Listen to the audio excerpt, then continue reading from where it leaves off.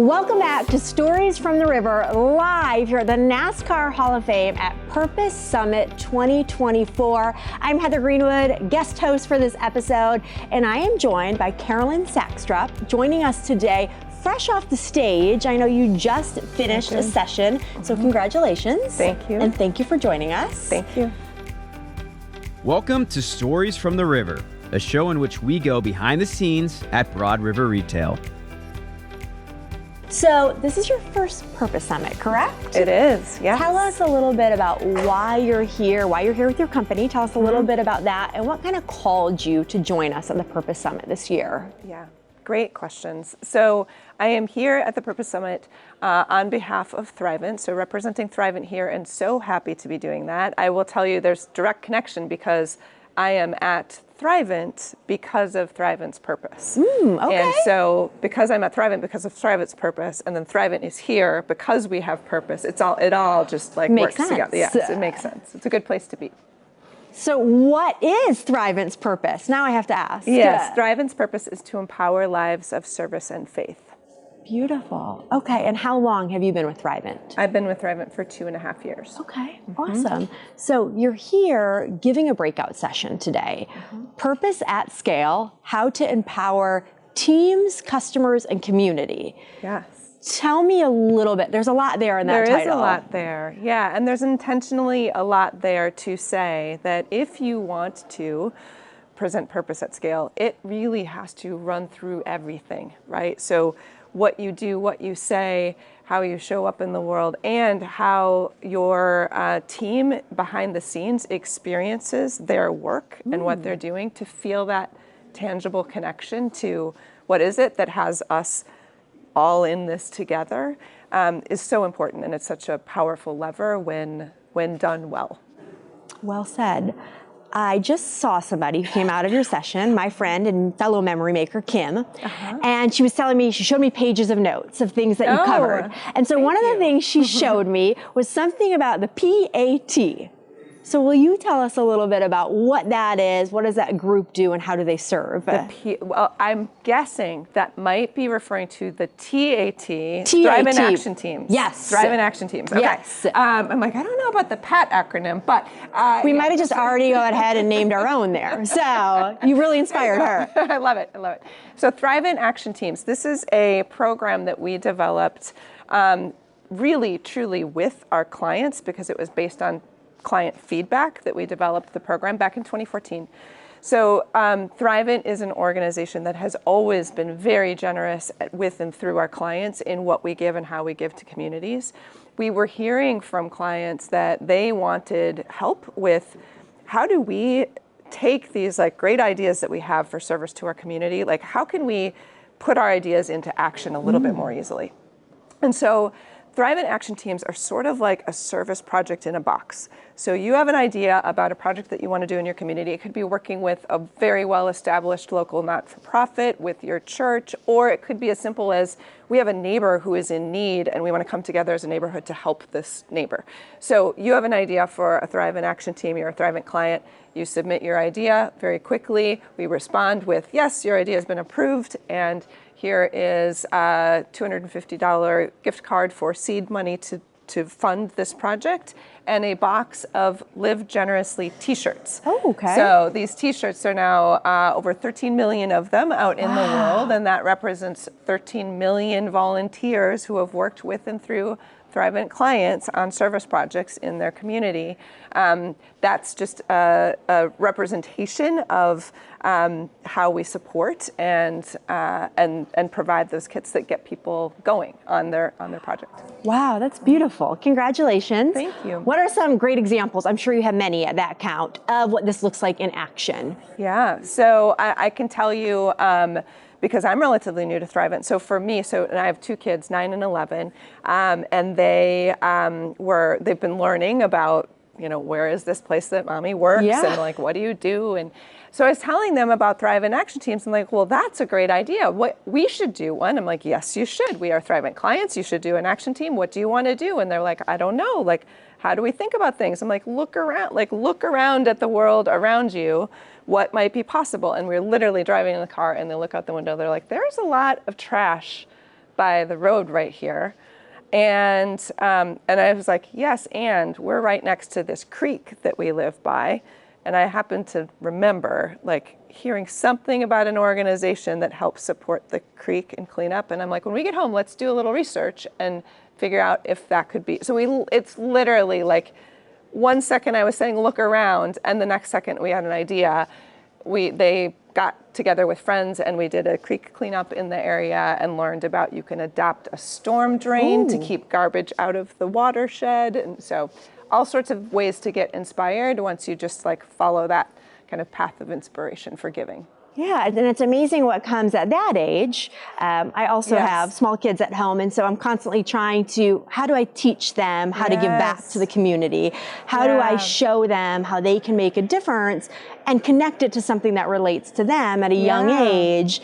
Same thing, what does mom do? Mom's job's really hard to explain, but I like to think that it's making a difference for other people. And so how do you take that home and connect that to your family? So that's really beautiful. Thank you for sharing that example. In your session, you talk about empowering your teams. What does that look like at Thrivent? How do you empower the teams that you work with every day? So part of that comes through listening. So for us, we have heard from our team, they really do appreciate flexibility in work arrangements. We have continued to stay hybrid, and we have team members who love to come into the office and be in the office together, and we have others who are like, hey, I'm just as productive from home, and this makes it easier for me to balance my life. And so that's one way in which we've empowered our team by enabling them to make that choice.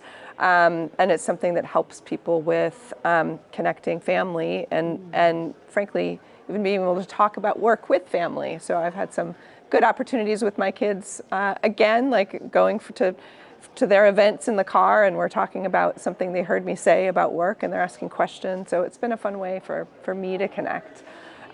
We also support our team members with 20 hours of volunteer time off. So they're paid to volunteer in the community, and we have a very, very generous matching program up to $20,000 a year per employee for gifts that they give to not-for-profit organizations where they give. Do you see a lot of people who participate in those programs? Yes, and it's certainly a point of competitiveness for Thrivent. We tend to attract people who are inspired by our purpose. We talk about our purpose as it should be a beacon and a filter. That should be true for the clients who we serve, and it should be true for the people who work for Thrivent. Either you are inspired by that idea of like, let's empower lives of service and faith, or if you're like, not so much, fine, that's okay, right? We like it to be a beacon for those who are inspired, and it's okay for it to be a filter for, if it's not as resonant, it's not as resonant. But it's wonderful that we have millions of clients who we serve for whom it is very, very resonant. Yeah. How do you see that purpose show up every day in what you do? We're a very purpose-driven company, and our purpose is furnishing life's best memories. Yeah, I love that. And we talk about it a lot in the same way, and we're really proud of it and how it impacts each one of us differently. But how do you see it just show up maybe in the little ways every day? Yeah, it's a great question. One of the things that we talk about that's a belief that is connected to our purpose, we're a Fortune 500 financial services company, but we say and act on the statement that money is just a tool. And I think for many of our competitors, money is actually the point, right? It is not the point at Thrivent. And so people see and feel that and are there because they're surrounded by other people who see and feel that. And you see that come through in choices that people make. I know I was very moved in learning that like our team members chose to give their paid time off to colleagues in need during COVID. When they saw other people affected, they wanted to be able to contribute their paid time off to their peers. Wow. And Thrivent created a program to enable that to happen. So that's something that I think is pretty rare to see in the corporate world, that you would enable like the giving of vacation time. I think, there's places that have a use it or lose it policy, right? Not ours is like use it or give it. and share it, right? It's a beautiful little example. Use it, give it, or share it. Yeah, right? Okay. That's a note for me for later. I mean, that's not the technical, that's not copywritten, but yeah.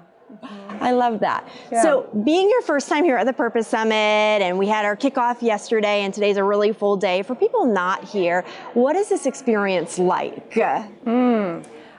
Well, as I said earlier to Devin, I'm surrounded by my people. It is awesome to be in a place that is just buzzing with hundreds of people that, believe that there is something more important in business than just the financial bottom line, and that we're here in service of higher callings, and to be able to just walk around and understand. I mean, I love and your purpose statement, but also what then your role is, right? I love that you have that, and being able to hear that from others. It's very inspiring. Thank you. Thank you so much. We've heard from a lot of people. Memory makers, yes. We've heard from a lot of people already, and we're only halfway through with the summit. Any standouts for you as an attendee, whether it be a speaker or a takeaway that you already have from your time here? Gosh, there have been a lot. When I think about the session this morning, and both of our speakers this morning I found to be so inspiring and such fantastic stories. And for me, it's been motivating to be able to self-reflect and ask myself some of those questions, why did I do that? Maybe dig deeper into that statement, and just to have gratitude as well for all of the gifts that we have been given, and what do we do with those, right? How do we put them to work? And being overt about that as being a choice every day. So it's like a good dose of vitamins in that. Good vitamins, Right? very Yeah, much exactly. so. Before you leave us today, do you have any tips or anything, if I'm listening at home or watching this, any good tips or nuggets for how people out there, whether they're whatever type of company you're working in, how they can empower teams, customers, or community? Yeah, I will tell you, for Thrivent, it was really powerful to go through the work of stating our purpose more clearly.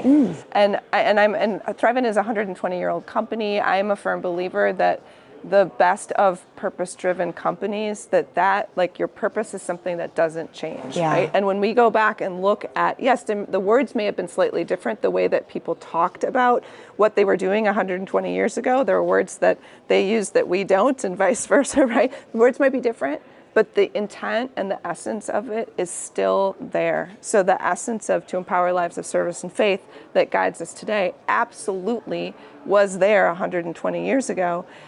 And it took us some work to actually get to that 7-word statement that's so pithy, that's so memorable. We had a couple pages of words and a lot of ways to describe that essence. That it was a lot of pages of words, so it wasn't super essential, right? It wasn't the real essence of it. And people didn't remember it. And so to go through that work of getting to the statement that nails it, that's brief, that's memorable, that's true, that's not invented, it's found, right? It is discovered. We did that through a lot of conversations with our team and connecting those through lines to understand what do we have in common. And that has been really powerful to see people get excited about that statement and then find ways to live into it. How long has that been the purpose statement? We went through the work probably 18 months ago and went through a lot of work to go through that process, and have just in the last 6 months revealed it to the whole company. Oh, wow. It's been very well received. Oh, that's awesome. Okay. How it's been well received. It's short time.